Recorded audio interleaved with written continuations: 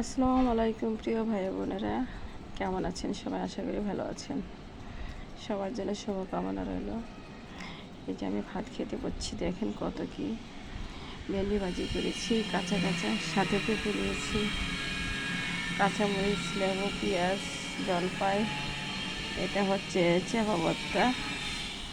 তো ভাজিটা সেই লাগছে না।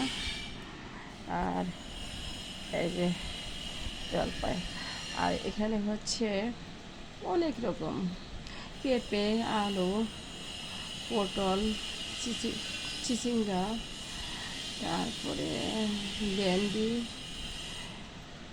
অনেক কিছু দিয়ে ভাজি করেছি। সাদা ভাজি, আমরা সাদা ভাজিটা খাই বেশি। সাদা ভাজি মরিচের ফোড়ন দিলে মরিচের বাগারটা সেই গ্রান থাকে রসুনের, এই জন্য সাদা ভাজিটা খাই, কোনো মশলা দিই না। আর এখানে হচ্ছে গরুর মাংস কালকে রান্না করেছিলাম। তো এই তো কালকে শুক্রবার ছিল, রান্না করেছিলাম। এই ভাজিটা কাঁচা কাঁচা এভাবে খেতে পারি। এখানে একটু চিনিও দিয়েছি, আদা